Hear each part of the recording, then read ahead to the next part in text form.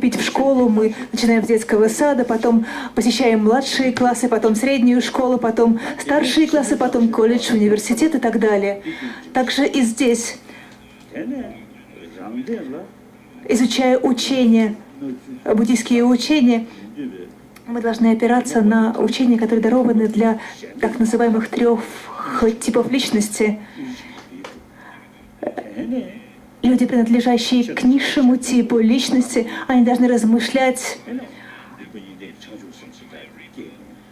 о том, что природа этого существования, этого бытия, страдания, неудовлетворенности, поэтому необходимо заручиться тем, чтобы наша следующая жизнь была жизнью в высших мирах. Мы думаем о том, что жизнь человека благоприятна, и мы хотим достичь такого перерождения. Затем мы видим изъяны жизни в самсаре как таковой, и мы понимаем, что есть возможность выйти за пределы самсары и достичь нирваны. После этого мы начинаем думать о том, что у нас есть возможность не только выйти за пределы самсары самостоятельно, но также помочь живым существам выйти за пределы страданий. Такой способ мышления присущ людям средних и затем высших способностей. Далее у нас есть тантрические практики. Это практики для тех людей, которые уже подготовлены предшествующими ступенями. И в данном тексте, который носит название «Светоч на пути к пробуждению», описан весь путь, кратко изложенное учение для людей с низшими способностями, средними способностями, высшими способностями, и, наконец, учение для людей, которые способны практиковать тантру в силу своей достаточной духовной зрелости.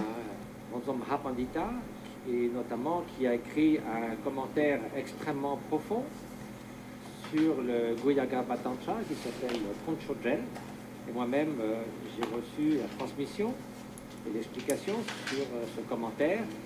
Et Ronzom Pandita, qui s'appelait Chen Sampo, était un très grand érudit, un très grand maître. De même, donc, parmi ceux qui ont décrit les voies graduelles et qui ont exposé entièrement la voie qui mène à la réalisation, le grand maître Longchen Ramjam, qui a écrit la trilogie qui permet de mettre l'esprit dans son état naturel, et donc la trilogie sur la nature de l'esprit, sur la concentration, et donc présente aussi un aspect complet des différentes étapes de la voie.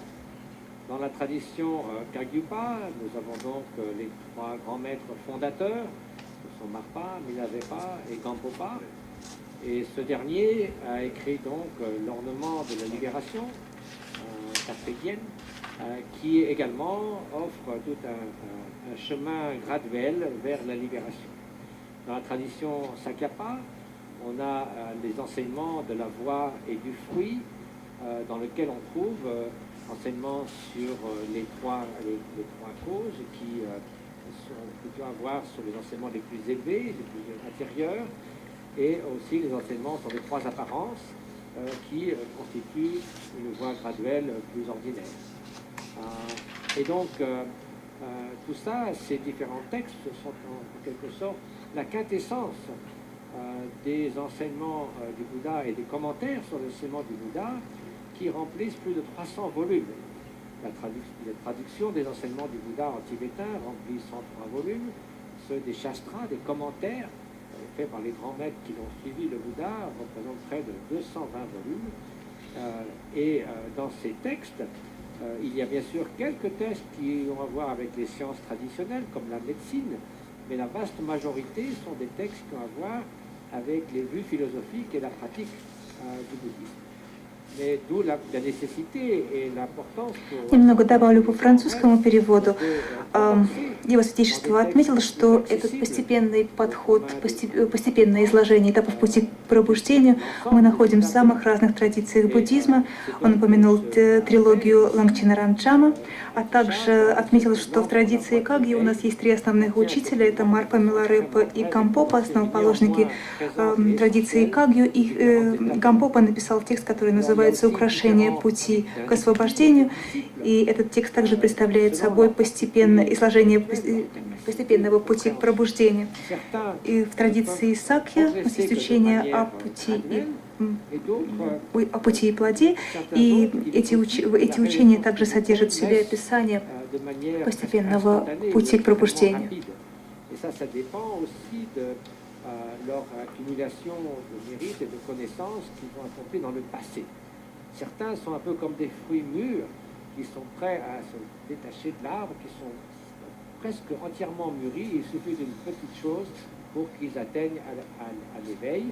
Et donc, les enseignements devront aussi être adaptés à cela. Si l'on donne un enseignement destiné à cette réalisation instantanée à des personnes qui ne sont pas encore suffisamment mûres et qui ont besoin d'en enseigner par étapes, ça ne servira à rien. Si, à l'opposé, on donne toute une série d'enseignements graduels à quelqu'un qui a les facultés d'atteindre à la réalisation très rapidement, alors c'est une perte de temps, et dans les deux cas, ce n'est pas adapté. Ici, donc, en gros, il y a trois voies destinées à trois catégories de capacités. Les individus dont les capacités sont moindres, ils vont principalement faire des efforts au sein de cette vie, en accomplissant les actes vertueux et en s'abstenant d'actes négatifs, afin simplement d'atteindre les royaumes supérieurs du samsara. Donc ça, c'est la voie des êtres dits de capacité inférieure. Et puis, il y a ceux qui ont la capacité de se libérer du samsara dans son ensemble, donc d'atteindre à la libération, ça c'est la voie moyenne.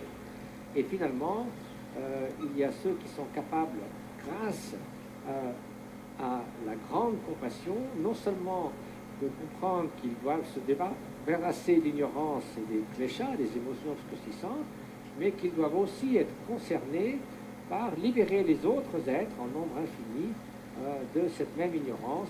Et donc ça, c'est la voie de la grande compassion du grand véhicule ou du Mahayana. Et puis, il y a finalement la voie des mantras secrets, dans lequel le fruit, c'est la réalisation spirituelle, est utilisé dès maintenant au sein même de la voie. On pratique déjà le fruit lui-même.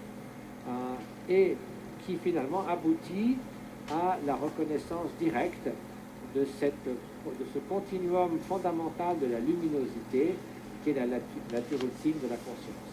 Donc cette lampe pour l'éveil de Dipankara, Atisha Dipankara, contient ces différentes étapes, même si la troisième aspect, celle du véhicule des mantras secrets, et il a simplement fait allusion à cela de façon très brève. Néanmoins, elle est présente, donc on retrouve les enseignements qui se rapportent à ces trois types d'individus.